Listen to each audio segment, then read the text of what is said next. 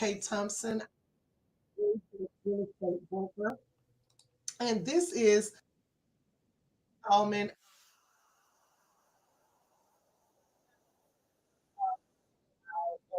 streaming this to Spotify. Also, it does play live on YouTube, so you can go out and search me out on YouTube. I don't believe, I'm not sure if I make the public or not to YouTube because they're really specifically for our best agents. Um, but if they're unlisted, somebody can just let me know that. And what I'll do is send you a link to the section of my YouTube channel where you can check these out as well. So you don't have to necessarily be on Spotify in order to get this information. I do send it out in a link each week, also via email to our agents.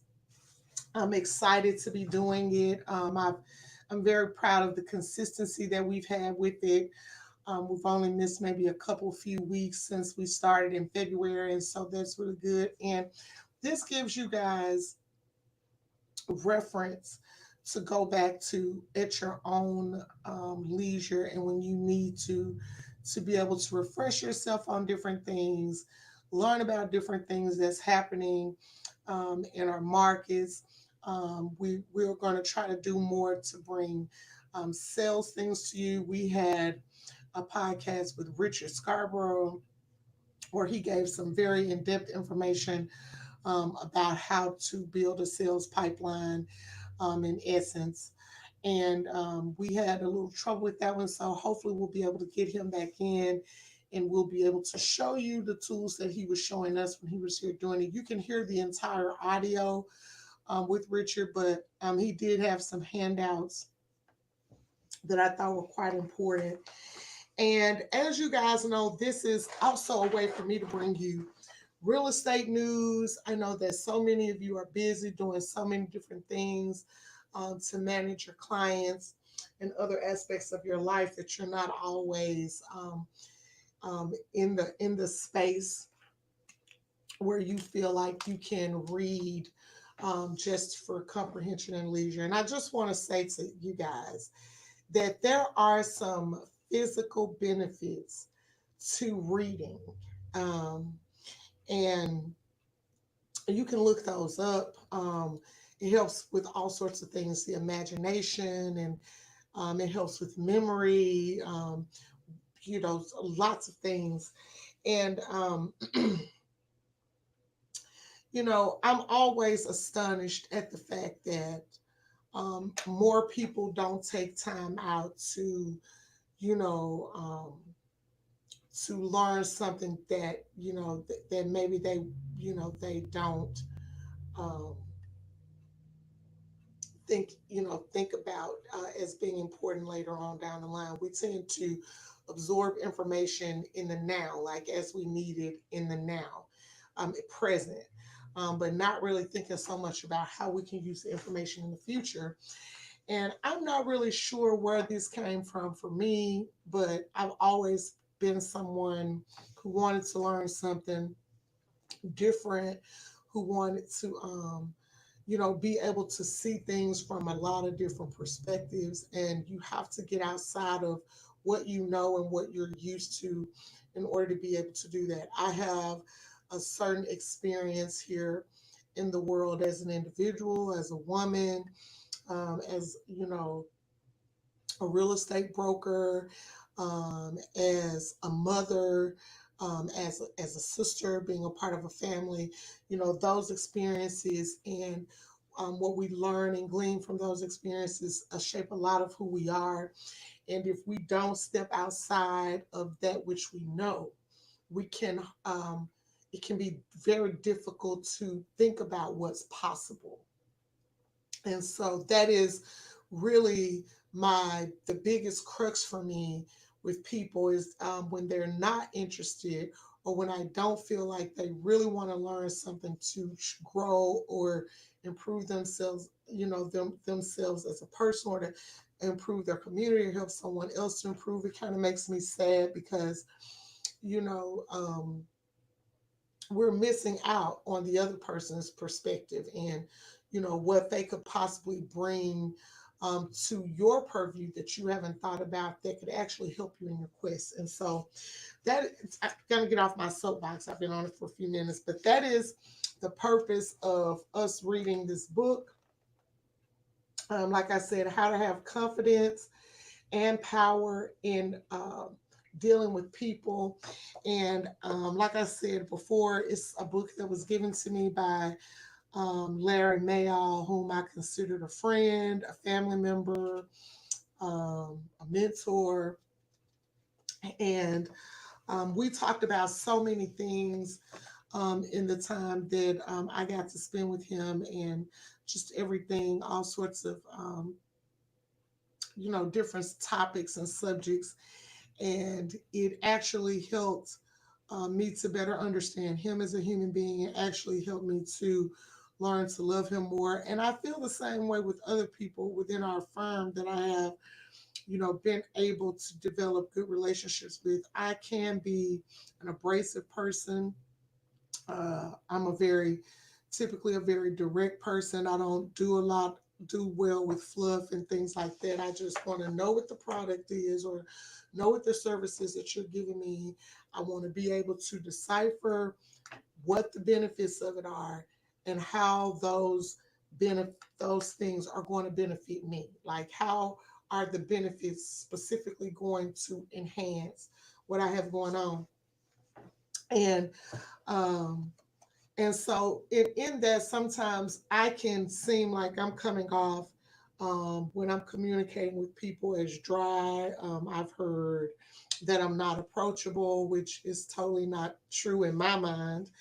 Um, I described a scenario last week where, Shanita was telling me that I was being negative, and I said I had to go back and look at myself and my own actions to see, where I went wrong in my delivery, because I didn't want her to think about what I was saying as being negative, but that's how she perceived it. And so that's why I think understanding communication is very important, especially with our clients, because sometimes we can read the client,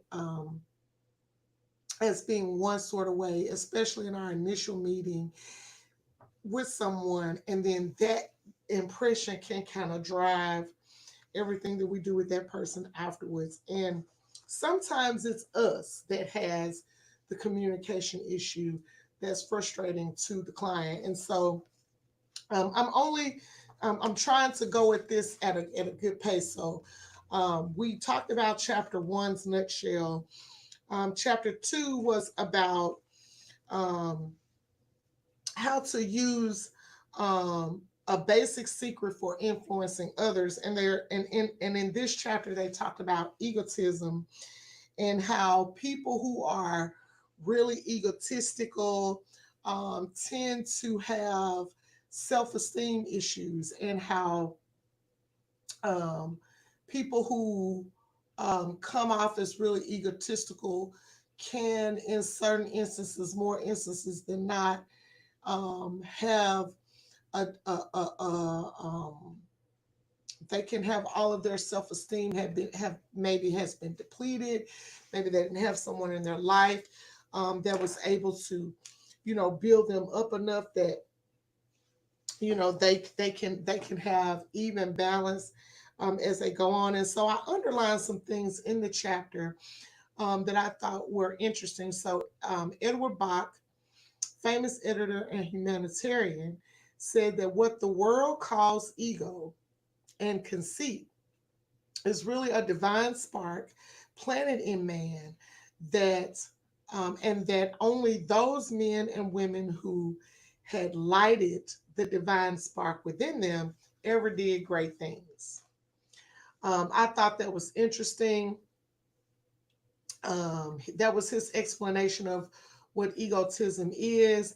He goes on to say, whatever name you want to give it, human dignity, personality, or whatnot, there is something deep in the heart of every man and woman that is important and that demands respect.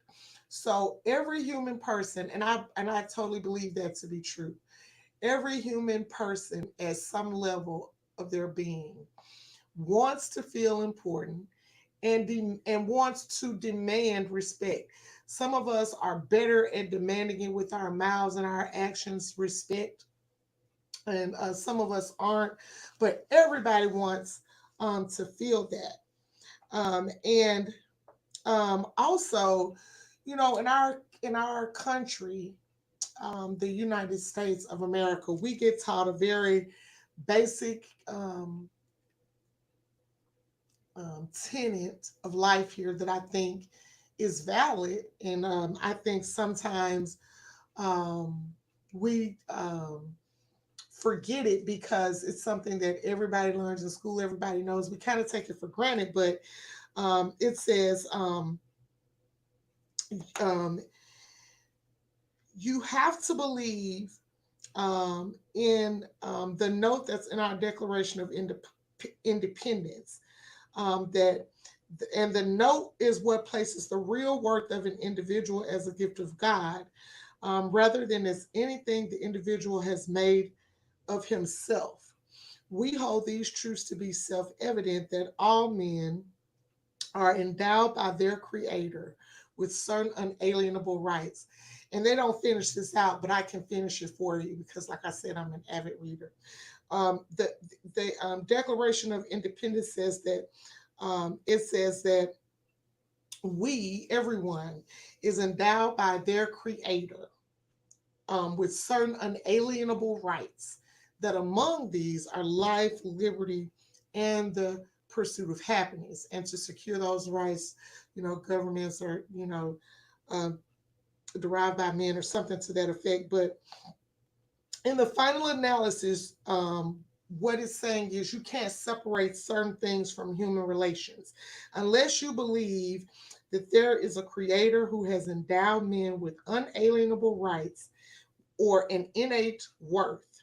You cannot very well believe in people. And I think in order for us to have effective communications with people, we do have to believe in people. We have to um, believe in what we know about people, that, there's people out here who can have good, um, um, that we can have good natured people. And so you're looking for the good in people that helps you to be able to set a common basis or a level ground for communicating with people if you believe that people have a good side to them. If you remember that every individual is important because every individual is a child of God, that is something that can help you, if you remember that in your communications with people. And this is also the only true basis for self esteem. So, the man or woman who realizes that he is something, not because of what he has done or how good he has been, but by the grace of God in endowing him with a certain innate worth, develops a healthy self esteem. And so basically, we're all egoists, is basically what this book is saying. Egotist. We all want to feel important. We all demand respect. Um, and we all want people to deal with us with a certain level of respect and appreciation for our mental capacities, our abilities to make deals or what have you. And it does go on through and talks about, what it means to have a starved ego. We're not going to go into all of that. There is a sentence that I think people need to remember when you're dealing with other people, is that low self-esteem means friction and trouble. So if you're dealing with someone that has low self-esteem, you coming at them, attacking them, is not going to improve your communications with them. In fact, it's going to make it worse. And the best way to, deal with someone like that is to lift them up, is to help them find some value that they can appreciate about themselves so that you can move on to the rest of your, conversation with the person. But if you start out attacking people and, making people feel less than, then you're never going to get anywhere with that communications or um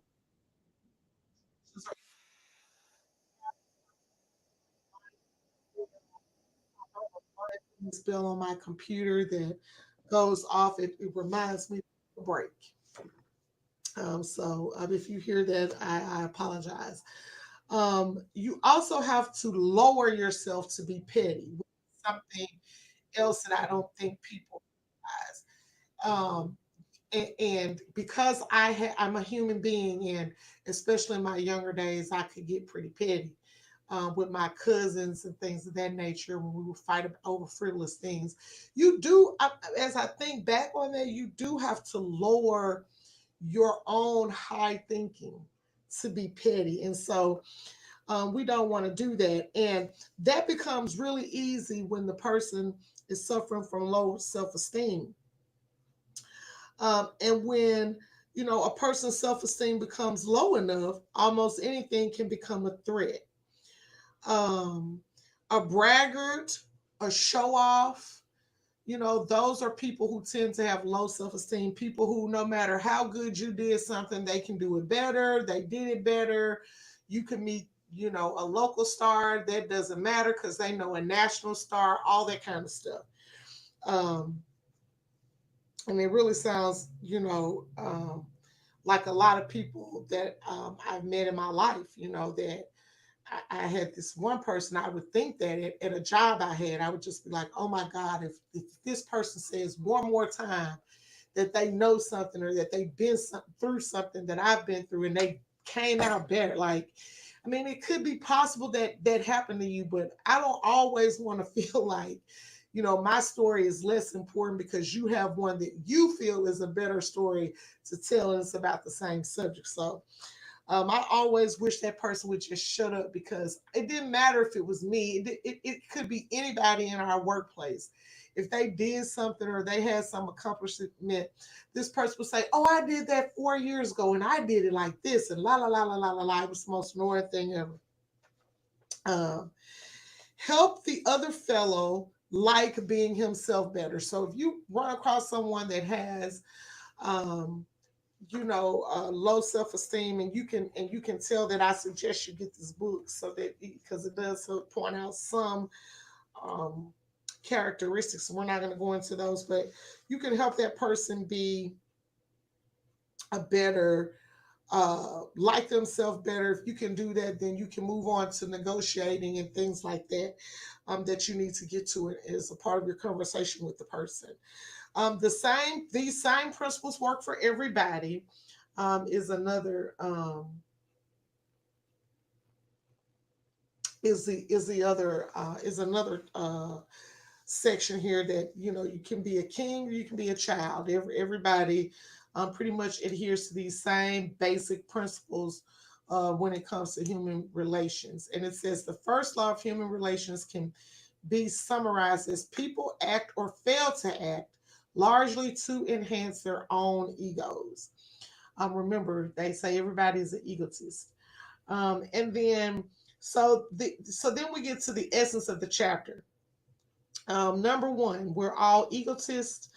We are all more interested in ourselves than in anything else in the world. I do believe that, even if we're not all out here saying it out loud and acting that way, we are the most important thing to ourselves um, in the world.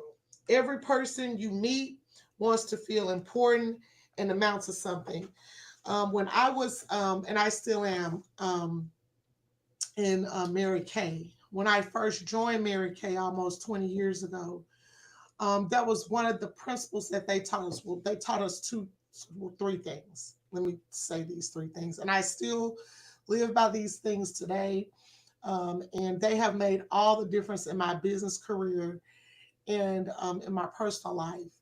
The first thing was that we were to live by the golden rule, which was to treat other people the way that we wanted to be treated. Um, and Mary Kay, if they catch you, not doing that. So, like, for example, someone says, hey, I have a consultant. Her name is Kay. She's a very great consultant. She gives me all my product when I need, da da da da. And this person says, oh, yeah, Kay may be great, but I can give you such a better deal than her. Um, this person has established that they have a relationship with me and that they're okay getting their products from me. If another consultant is caught trying to steal my customer, that's a violation of the golden rule, and Mary Kay will excavate you for that. Um, that's the first thing. Live by the golden rule. The second thing that they taught us was you should put your life in this order in terms of priority: God first, your family second, and your job last. And to the best of my abilities, I try to live that way. I put my family first, my God first, my Lord and Savior, um, Jesus. I put Him first, then I put my family second, and then I put my job last. Not saying that I'm not doing a great job or not trying to do a great job in all the areas. It's just everyone has its place and its order, and I try to keep them in that order. So yeah, on Sunday, that's like my designated day to worship. I'm probably not going to show a house. I have to really, you have to really be uh, in a situation for me to do that, and or the market has to be such that I don't think, I would be doing you a service by taking off. Now, that's not to say that, everybody can do that. When I first became a real estate professional, I actually did work 7 days a week because I needed to build my clientele and my opportunities. But once I got to the point where I was able to manage my business, and, the moment I was able to see clear to be able to reprioritize, I did. Um, and I'm not even saying that you should take the route that I took. If you really, really believe that you should put your faith first, your family second, and your career last, especially if if and especially if um, well, yeah, I just leave it at that. Like I was gonna say, especially if you've already established yourself, but even if you haven't, established yourself, if you want to keep on that path, I believe that God will bless it. In my experience, I just was listening to outside forces who told me that my belief that you put your your faith first, your family second, and your career last was, people didn't do that. So, that was just me being young and, trying to be open minded and allowing somebody to test my faith. A hungry ego is a mean ego. There is hunger in every human being for approval. Satisfy the other person's hunger for self esteem, and he automatically becomes more friendly and likable. Jesus said, love thy neighbor as thyself. Psychologists now tell us that unless you do love yourself in the sense of having some feeling of self esteem and self regard, it is impossible for you to feel friendly towards other people. And they're reminding us to remember the sentence: low self esteem means trouble and friction. Help the other fellow like himself better, and you make him easier to get along with. People act or fail to act largely to enhance their own ego. So we'll move on to chapter 3, hopefully in the next week, which is about how to cash in on your hidden assets. But I just thought that was very interesting, that they took that approach in communication, is to say, hey, don't look at the person who is, being negative towards you as someone that is just negative. In essence, what they're saying is that person may have, some damage to their self-esteem or their ego that needs to be repaired. And once you repair that, you can take the steps that you need to take to have a more productive relationship or communication with that person in effort to ease negotiations, ease mediation, or whatever it is that you need to do with that person. So let me know what you guys think about that. I would love to know if someone else out there is reading the book. Um, I am, like I said, very interested in that. Um, if you guys haven't picked up our Memphis Business Journal, I have it delivered here to the office, but there's some great information in here about uh, some different things that are going on. The former Smith and Nephew office, which is at 7135 Goodley Farms Parkway, is on a 56-acre campus and has 31 developable acres. So this is for sale. So if you guys have a client that's looking for something like that, that would be a great opportunity possibly. Also, auto dealers are embracing a sustainability model. So there's over 1,000 solar panels that have been installed to help power Chuck Hutton Toyota. If you don't know where Chuck Hutton Toyota is, you can actually see it. It's right near I-55 and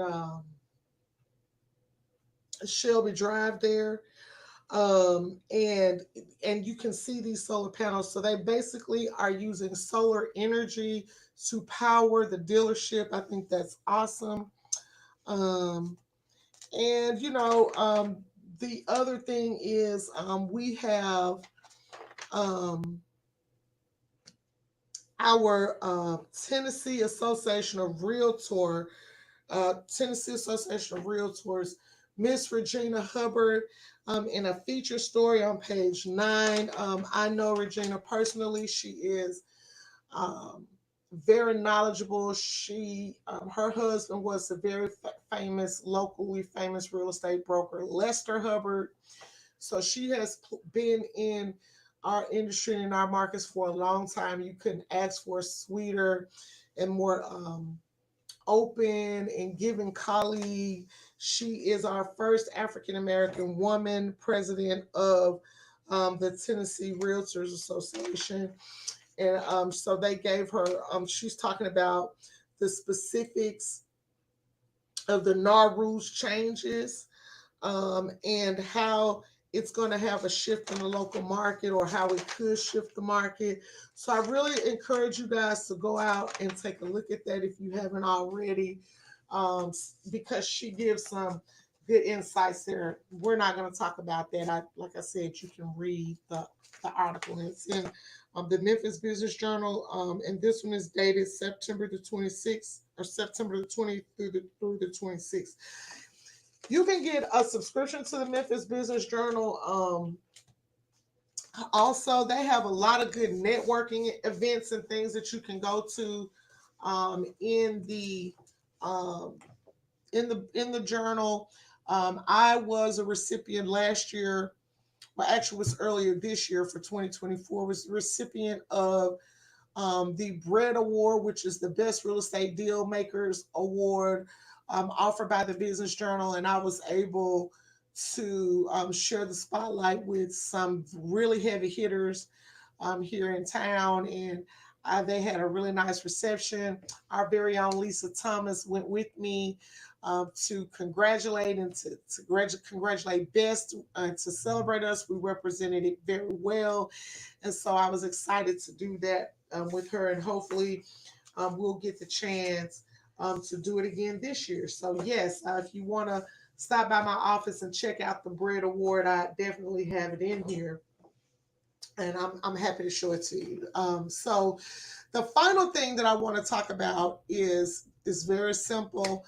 Like I said, today we're just going to be doing some education things, and uh, I talked about, tools before, that we have free tools that we pay for, and that we're just not utilizing. And this tool is one that I thought, I should bring to you guys, because I'm always talking to you about reading things. Any agents that come into this office any amount of time, I am usually saying, "Oh my God, I wish the agent would."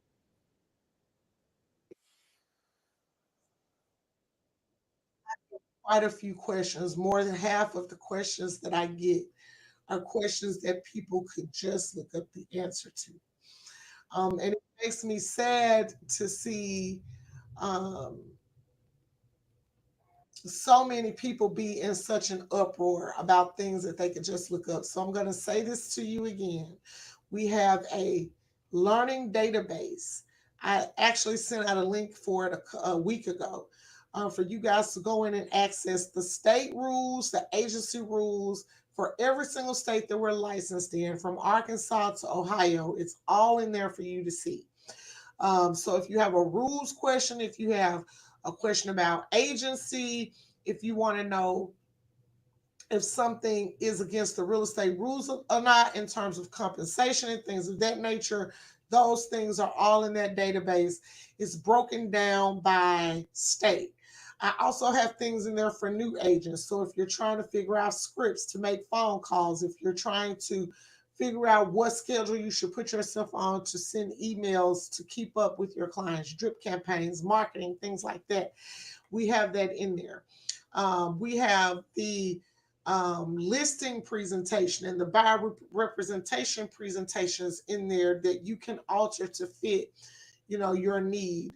Um, I have put links to videos in there, different things that I think we should talk about. We have a commercial tab that I really need the help of, say my Jack Webster and people like Jack to help me fill out. We have a business brokerage folder, because as you know, I have been working with Tom Gaddis for the last couple of years now on understanding that function of our business, and I have a pretty good grip on it. I've been able to acquire some clients. I have a couple of businesses now that are listed for sale, and that's a whole different world from what you guys know in real estate, so residential real estate. So for those of you who are looking to make a transition to something else or add another leg to your existing business, we have the tools and the resources for you to be able to do so. These podcasts, I have a link in there so that you can look at these at your leisure. So there's lots of information available for you guys to be knowledgeable and to be able to navigate, your real estate transactions with the latest information. And this particular thing that I'm about to show you is one that I've actually been using for quite some time. Um, Whenever I'm looking for information on a specific subject or topic as it relates to real estate, it's always good to go to a place where you feel like someone is the expert. And NAR Realtor, to me, the membership that we pay for, the NAR Realtor website, um, if I could just get that without I don't even need the MLM. Like if I could just get, the NAR Realtor, the information that they put there, I would be batting 1,000, Mike, because I think the information is so complete and thorough. Um, I mean, it's just a shame more people aren't using it. But what I'm going to do at the moment, right now, is I'm going to share my screen. Um, because I want you guys to see um, what I'm talking about. So, in case you didn't know, the National Association of Realtors in your NAR Realtor website or web page or website, there is a library, so a collection of books and audiobooks and all sorts of materials. As you can see, I'm already logged in.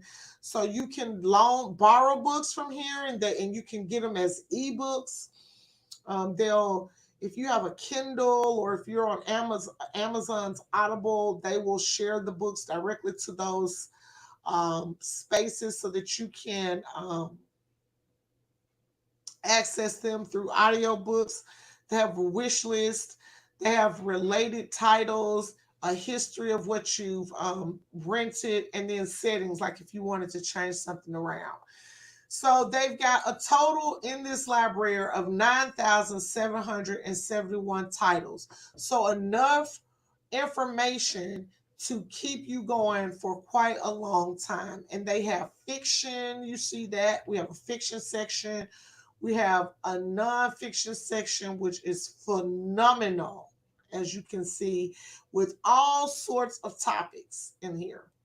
And we also have juvenile fiction, juvenile nonfiction, young adult fiction, and young adult nonfiction. So this is through Libby, which is a, a site that I believe Shanita talked about earlier for another reason, but our National Association of Realtors houses an online library here for you guys to be able to access books and see what's going on. So now I have a book out on loan right now. I can borrow up to four more titles.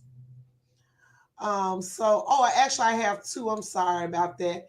So I'm reading this book, Antitrust by Amy Klobuchar, right now, and I just downloaded this book yesterday. I forgot that this book came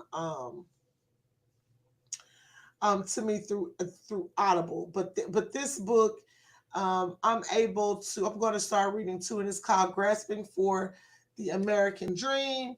And so the Amy Klobuchar book is so fascinating because it gives you such a complete, well, I don't want to say, well, yeah, it is to me. It's a complete view of monopoly and the antitrust laws. And it takes you from like the Gilded Age, which I'm not sure if people know when the Gilded Age is, but I can tell you because I actually love the Gilded Age. The Gilded Age is the time where we had the Vanderbilts and the Carnegies of the world, and the Rockefeller, all these people living in New York City, and they were building these big, beautiful mansions with all this gold cover stuff that wasn't there. I feel like maybe the Gilded Age was like the excess age of the 80s, like where everybody thought big was better.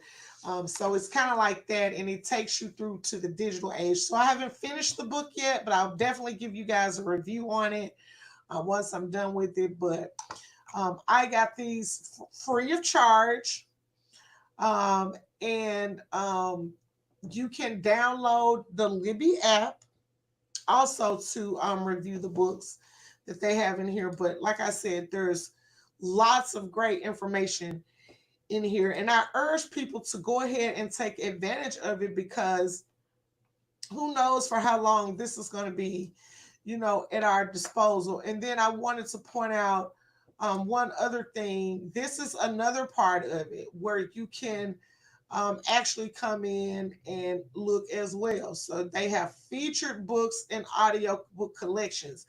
Um, so if you see here, they have books on fair housing and civil rights, sustainability, association resources, commercial real estate.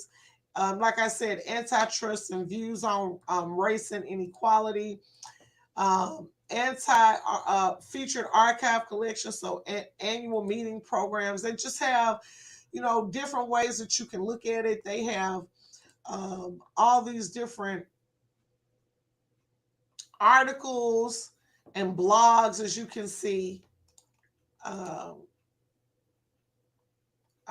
as you can see, I'm going to go back. Let's see. Actually, let me go off of there. I think I just, yeah, let's see. I just kind of messed that up. I want to make sure that I go back to, okay, there we go.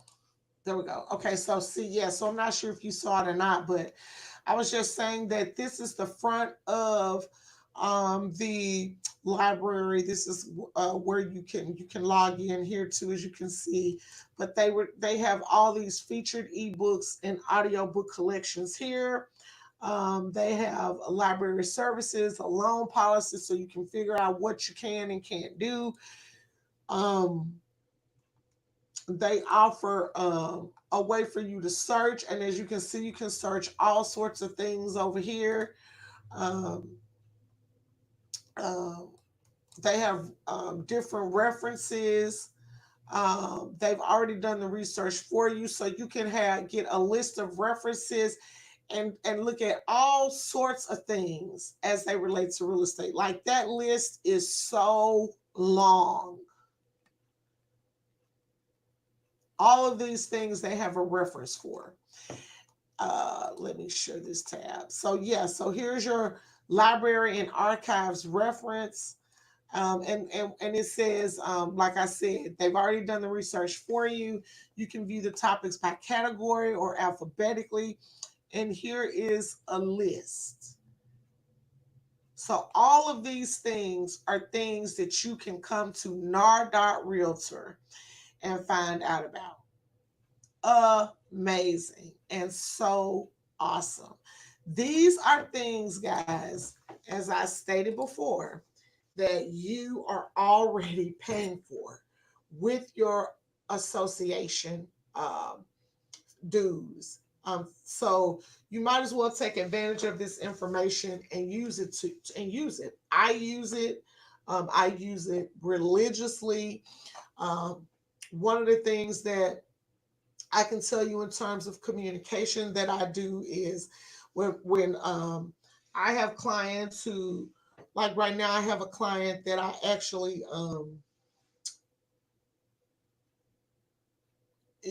I got the client just haphazardly.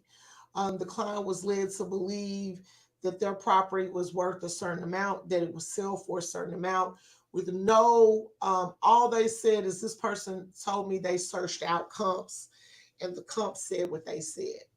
I am a firm believer in sending people data so they can see for themselves. So, and when I first met the person, while the person was avid about selling their home, they weren't as avid about changing the price. So I've been communicating with him, reminding him that he's doing me a service by allowing me to sell his beautiful property, but also showing him data. Like by my doing that, I'm setting him up to understand that now I have this data that's undeniable that I can show you. No matter how nice I am, no matter how much I try to, I want to build you up and for certain things, this is what it is.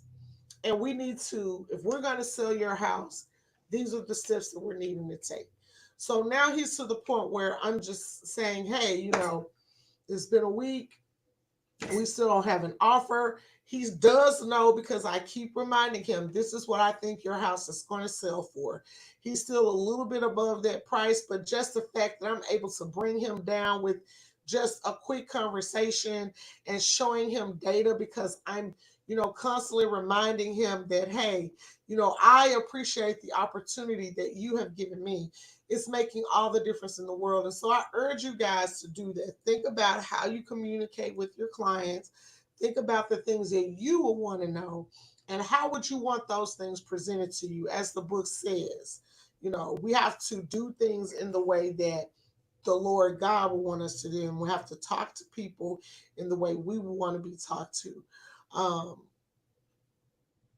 um, I had an agent tell me the other day that she just, I was giving her information. I had given her the information, a few times. And, she just really, I'm not really sure where the disconnect was, but um, it wound up being that I got angry. And, you know, just because, well, I do know what the disconnect was. She began to tell me that she had talked to she was talking to her friends and to other people in the real estate industry about her issue before she brought it to me. And so my thing was, I've given you these places because, she did call me before. So I'm telling her, these are the places where you can go and search out the information that you need. She didn't do any of that. She didn't even read the information that I did give her. And so, yes, it did. It was kind of astonishing to hear. Well, I would rather just go talk to this.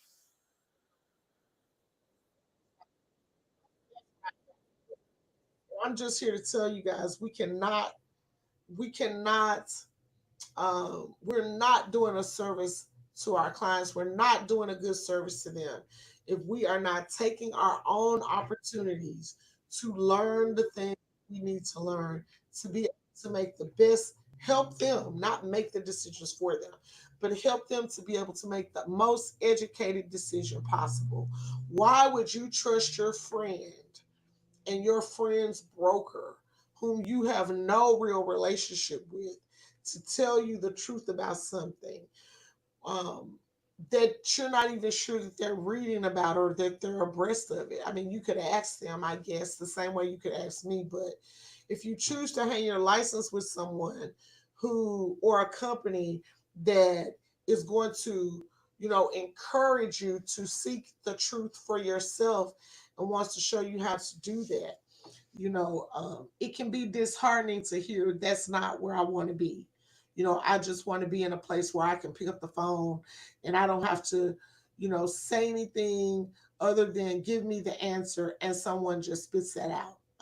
I want everyone to know that I am doing these podcasts to encourage you to be as well versed in the different topics that we talk about as I am. I want you to be just as smart as the broker, because the broker is just a person. And,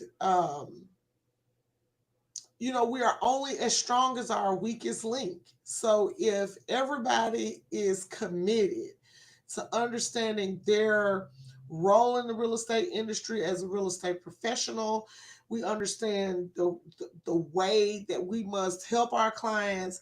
We can be educated enough to help them to have smoothness and seamless transactions. The sky's the limit to what we can do. And the client base will be unabounding. That is what should set us apart.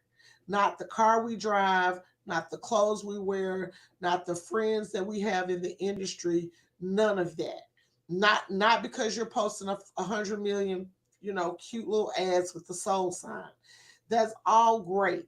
But none of that really matters if behind all of that there is no substance. So that's my message for you guys today. I'm happy I was able to keep it below an hour. I want you guys to definitely go and pick up this book, How to Have Confidence and Power in Dealing with People. I also want you to check out um, the um, the library that you are able to take advantage of and use for free. I'm going to show it to you again, for free, as a part of your um, membership to NAR. And I want you guys to have an awesome, awesome weekend. The fall is upon us. It is time to change from our summer clothes to our fall and winter clothes. Um, and we're coming up on the holiday season, so our markets are going to change a little bit in terms of activity. People are going to be getting ready for the holidays, and that may bring some differences for us and how, in terms of how things have been going in the market. I strongly urge you guys to pay attention to your local communities and what's going on around those, and look for opportunities where we can go out and be successful in the world of real estate. I hope you guys have a fabulous, fabulous weekend. Take care of yourselves and sell something. Bye now.